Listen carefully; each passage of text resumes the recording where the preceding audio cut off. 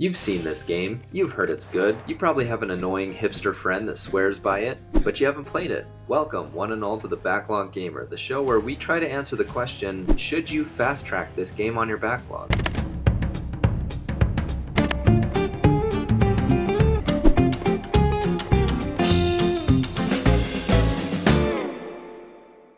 This week we undergo an unflinching, ultra-violent journey into the underworld with Hades. If you've made it all the way to 2025 without having tried Hades, it's possible you don't even really know what this game is. Allow me to help. It's a roguelite, which means each time you die, you will resurrect and begin your journey anew from the very beginning area. Zagreus is trying to escape the underworld because he's mad at his dad.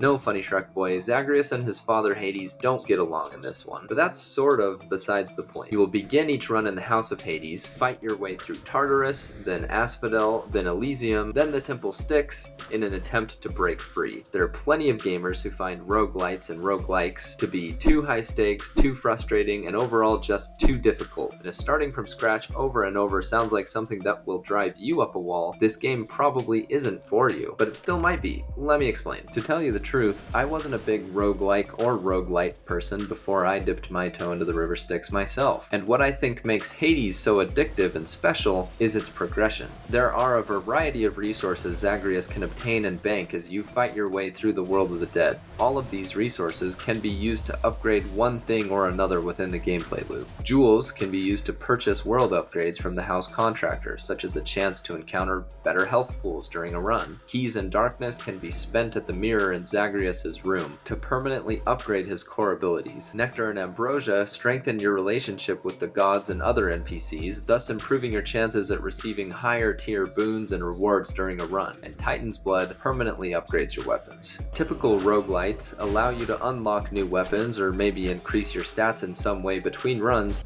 but the variety of ways that a player has to influence what's going to happen on their next run in Hades makes it an exciting game to keep grinding and iterating. Progression feels meaningful here, in a way that it often just doesn't in other roguelites that I've played. Other roguelites that, in my opinion, leave far too much to chance. In Hades, a great run but not a finished run doesn't just mean a disappointing and frustrating death, it also represents an opportunity to come back even stronger and more prepared for that boss that you haven't cleared yet. There's also a heaping helping of progression in the story as you die and are reborn over and over again. In the House of Hades and in other sections of the underworld, you will meet great mythical figures from Greek lore and develop relationships with them. You'll do favors, grow your friendship and trust through gift giving and conversations, and the voice acting and artwork for each character is so top-notch that it makes the experience very engaging, surprisingly so for the type of game this is. I can't tell you how many times I've skipped through text dialogue in games like Dead Cells or Have a Nice Death, but never in Hades. It's an action game, yes, but with a flair for storytelling, and I absolutely love that. But all of this would mean jack shitty shit if the game wasn't fun to play, and good news, it's really fun to play. The progression mechanics and your ability to prepare your own win conditions ramps up the excitement before you start a run, and the frenetic, fast, and tight isometric action keeps you hooked during the run. The encounters are challenging, sometimes overwhelmingly so,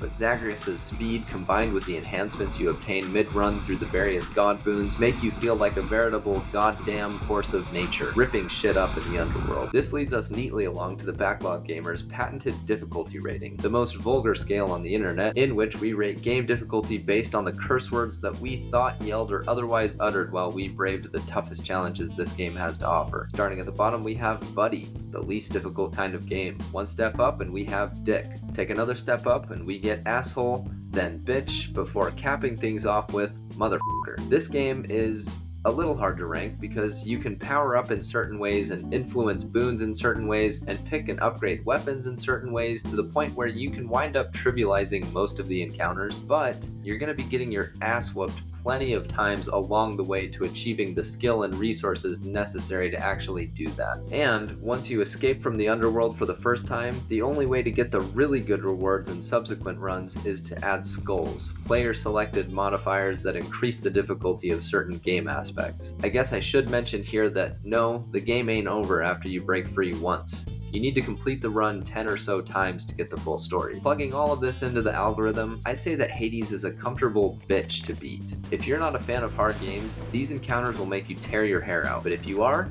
you'll find some really awesome meat here. My favorite encounters were the rooms where you have to choose between accepting one god's boon or another's, thus angering the god that you don't choose and triggering a themed combat challenge. At the end, the god that you scorned will issue a warning, a half apology, and allow you to take a boon from them anyways. They're all family after all. The bits of dialogue from these Olympians during these sections, and just in general, are awesome. They're often funny, petty, and perfectly capture the fickle nature of these deities that we have become familiar with through literature, film, and television. Bosses will feel absolutely insurmountable at times, but as you slowly bulk Zagreus up, and more importantly learn what style and which boons and which weapons work best for you, you'll soon be whipping these bosses' asses and getting that much closer to your end goal. Did I just say that you can influence your boons? Yeah, you can. Every roguelite and roguelike has some equivalent to boons, the reward that you get after clearing a room, and usually you can choose your path based on the probability of a certain reward. Normally though, if you know that you'll be clearing a room that will grant you, say, a weapon, you have no control over what that weapon will actually be, meaning that it's often better to only unlock weapons that you really want as to not dilute your weapon pool. In Hades, you can choose your weapon from the start, so that fixes that problem. It's a really welcome change, first of all, and then you can choose a keepsake to carry with you into the next realm, i.e. before entering Tartarus, choose a keepsake. Before entering Asphodel, choose a keepsake. Before Elysium, choose a keepsake, and before Styx, choose a keepsake, yada yada, you get it. If you bring Athena's keepsake, for example, you are guaranteed to run into an Athena boon room during your run. This means that if you loved the boon that allows you to reflect projectiles when you dash, like I did, you can pretty much guarantee its presence in your collection early on. And when you unlock synergy boons later on in the game, you'll be able to influence the likelihood of obtaining those too. Do Athena and Demeter have a synergy boon that you love? Bring Athena's keepsake into Tartarus and Demeter's into Asphodel later. Plan accordingly, and there's a decent chance you'll roll into it. It's not guaranteed, but the game at least gives you the illusion that you can control it in some way, which I'm now realizing sounds an awful lot like an old Vegas casino trick, but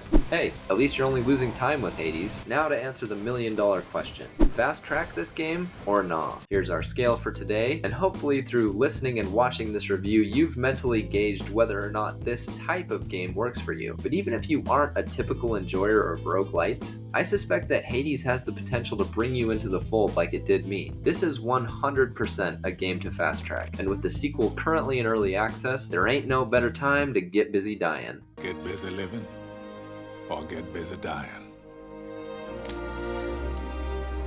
That's goddamn right.